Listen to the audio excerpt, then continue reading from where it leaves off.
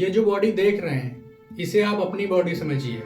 आपकी इस बॉडी में होती हैं लगभग 37 ट्रिलियन सेल्स और हर एक सेल के अंदर एक ऐसी चीज है जिसे नेकेड आई से देखना बिल्कुल इम्पॉसिबल है और इसी के अंदर आपकी पूरी लाइफ का डाटा फीड होता है और यही चीज डिसाइड करती है कि आपकी आंखों का रंग कैसा होगा, आपका स्किन कलर कैसा होगा और आपकी हाइट कितनी होगी। ये सारी चीजें पहले से ही उसमें फीड होती हैं और ये चीज है डीएनए। तो चलिए जानेंगे आज के वीडियो में कि डीएनए को ह्यूमन बॉडी में कैसे पाया गया और इसके स्ट्रक्चर का निर्माण कैसे हुआ।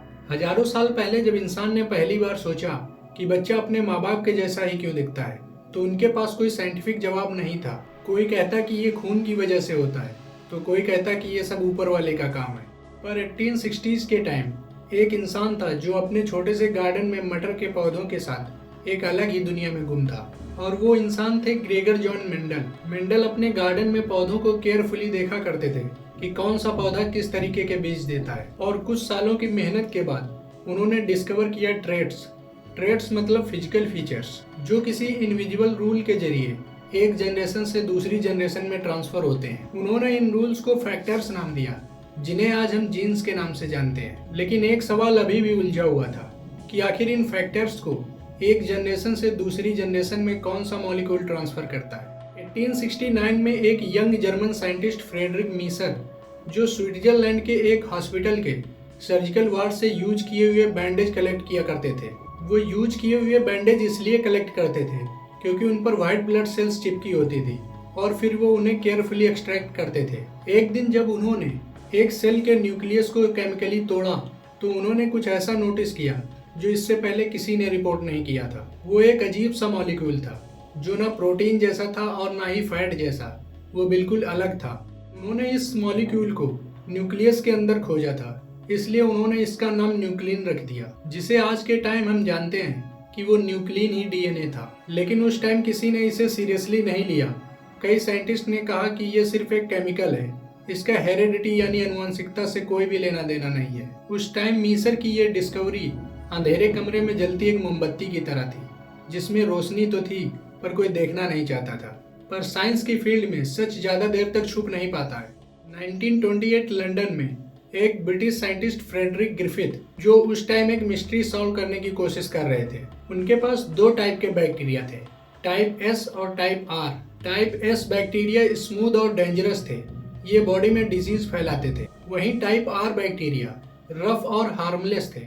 इसके बाद ग्रिफिथ एक अजीब सा एक्सपेरिमेंट करते हैं। उन्होंने टाइप एस बैक्टीरिया को हीट से मार दिया, फिर उस मरे हुए एस बैक्टीरिया को जीवित आर बैक्टीरिया के साथ मिक्स करते हैं और इस मिक्सचर को वो एक चूहे में इंजेक्ट कर देते हैं जिसके बाद चूहा मर जाता है। इस एक्सपेरिमेंट के बाद उन्हें ये पता चलता है कि एक डेड बैक्टीरिया की खतरनाक क्वालिटी एक जीवित और हार्मलेस बैक्टीरिया में ट्रांसफर हो जाती है। इसके बाद ग्रिफिथ ने अनुमान लगाया कि कोई तो चीज ऐसी है जो इन दोनों के बीच ट्रांसफर हो रही है, पर वो चीज क्या है वो अभी भी मिस्ट्री बनी हुई थी और वो इस प्रोसेस को नाम देते हैं ट्रांसफॉर्मिंग प्रिंसिपल। इसके बाद 1944 न्यूयॉर्क में लगभग 15 सालों के बाद ओसवाल्ड एवरी ने डिसाइड किया कि हम प्रूव करेंगे कि ग्रिफिथ का ट्रांसफॉर्मिंग प्रिंसिपल एक्चुअली है क्या। उनका मेथड था कि एक एक करके सभी पॉसिबल मॉलिक्यूल्स को डिस्ट्रॉय करो और जो बचा रहेगा वही आंसर होगा। इसके बाद उन्होंने सबसे पहले प्रोटीन्स को डिस्ट्रॉय किया लेकिन ट्रांसफॉर्मेशन फिर भी हुई। फिर उन्होंने आरएनए और फैट्स को एक एक करके डिस्ट्रॉय किया, फिर भी ट्रांसफॉर्मेशन हुई। लास्ट में उन्होंने डीएनए को डिस्ट्रॉय किया और डीएनए को डिस्ट्रॉय करने के बाद ट्रांसफॉर्मेशन कम्प्लीटली रुक गई, जिसका मतलब था कि डीएनए ही जेनेटिक इंफॉर्मेशन कैरी करता है और यहीं से इसका पहला सॉलिड साइंटिफिक प्रूफ मिलता है। लेकिन बहुत से साइंटिस्ट के लिए एक प्रूफ काफी नहीं था, उन्होंने कहा कि हमें इसके लिए और भी प्रूफ चाहिए होंगे। इसके बाद 1952 में अल्फ्रेड हर्शी और मार्था चेज ने एक एक्सपेरिमेंट डिजाइन किया जिसका आंसर सिर्फ एक ही हो सकता था। इसके लिए उन्होंने एक वायरस यूज किया जिसका नाम था बैक्टीरियोफेज। ये वायरस सिर्फ डीएनए और प्रोटीन से मिलकर बना होता है। इस एक्सपेरिमेंट में उन्होंने डीएनए को रेडियो एक्टिव टैग दिया P32 यानी फास्फोरस 32 और प्रोटीन को अलग रेडियो एक्टिव टैग दिया S35 यानी सल्फर 35। इसके बाद उन्होंने वायरस को बैक्टीरिया पे अटैक करने दिया, फिर सबको एक साधारण से ब्लेंडर में डाला और सेंट्रीफ्यूज करके अलग कर लिया। इसके रिजल्ट में उन्होंने देखा कि डीएनए बैक्टीरिया के अंदर और प्रोटीन बैक्टीरिया के बाहर था, जिसका मतलब था कि सिर्फ डीएनए ही बैक्टीरिया के अंदर गया और नई जनरेशन बनाई। इससे उन्हें फाइनल और कंफर्म प्रूफ मिल चुका था कि डीएनए ही जेनेटिक मटेरियल है। पर अब एक ही सवाल रह गया था कि आखिर ये डीएनए दिखता कैसा है और इसका स्ट्रक्चर क्या है। 1951 कैम्ब्रिज में दो यंग साइंटिस्ट जेम्स वाटसन और फ्रांसिस क्रिक एक ऐसी खोज में लगे हुए थे जिस पर बड़े बड़े साइंटिस्ट थक कर बैठ गए थे, और वो था डीएनए का स्ट्रक्चर। वो डीएनए मॉडल को लेकर काफी क्यूरियस थे, पर इसके लिए उन्हें रियल एक्सपेरिमेंटल डाटा की जरूरत थी, और वो डाटा था लंदन के किंग्स कॉलेज की एक साइंटिस्ट रोजालिंड फ्रैंकलिन के पास। वो एक्सरे क्रिस्टलोग्राफी की मास्टर थी। इस टेक्निक में एक्सरेज को मॉलिक्यूल से गुजारा जाता है और जो पैटर्न बनता है उससे मॉलिक्यूल का स्ट्रक्चर रिवील होता है। फ्रैंकलिन ने महीनों की मेहनत के बाद एक फोटो ली जिसका नाम था फोटो 51।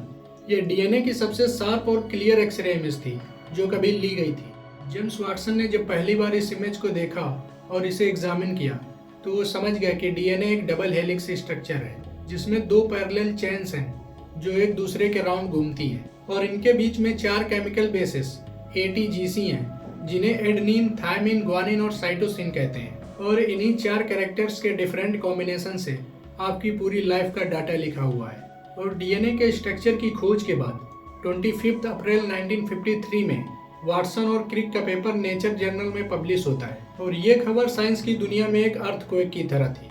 1962 में वाटसन, क्रिक और मॉरिस विल्किंस को फिजियोलॉजी और मेडिसिन में नोबेल प्राइज दिया जाता है, और इस लिस्ट में एक नाम नहीं था, वो था रोजालिंड फ्रैंकलिन का, क्योंकि उन्हीं के द्वारा ली गई वो फोटो 51 के कारण ये सब पॉसिबल हो पाया था। और विल्किंस ने बिना फ्रैंकलिन की परमिशन के वो फोटो वाटसन को सेक्रेटली दी थी, और रोजालिंड फ्रैंकलिन को कभी पता ही नहीं चला। और जब नोबेल प्राइज का वक्त आया तब तक फ्रैंकलिन की डेथ हो चुकी थी, और उन्हें नोबेल प्राइज इसलिए भी नहीं मिल पाया क्योंकि ये प्राइज केवल जीवित लोगों को ही दिया जाता है। आज साइंस की दुनिया में उन्हें वो क्रेडिट नहीं मिलता है जो उन्हें मिलना चाहिए था, क्योंकि उन्हीं की डिस्कवरी फोटो 51 की वजह से डीएनए का स्ट्रक्चर बनाना पॉसिबल हो पाया था। तो काफी लोग सोच रहे होंगे कि आखिर उस इमेज का नाम फोटो 51 ही क्यों था। असल में फोटो 51 कोई खास नाम नहीं था, ये सिर्फ एक सीरियल नंबर या लेवल नंबर था उन एक्सरे इमेजेस का जिन्हें फ्रैंकलिन और उनकी टीम लिया करती थी। डबल हेलिक्स के डिस्कवर होने के बाद 1990 में एक ह्यूमन जीनोम प्रोजेक्ट शुरू हुआ जिस पर 18 कंट्रीज के साइंटिस्ट एक साथ मिलकर काम कर रहे थे, जिसका टारगेट था इंसान के पूरे डीएनए के बेस पेयर ATGC को एक एक करके मैप करना। 13 इयर्स के बाद 2003 में यह प्रोजेक्ट कंप्लीट हुआ जिसमें 3.2 बिलियन बेस पेयर्स को मैप्ड और डिकोड किया गया।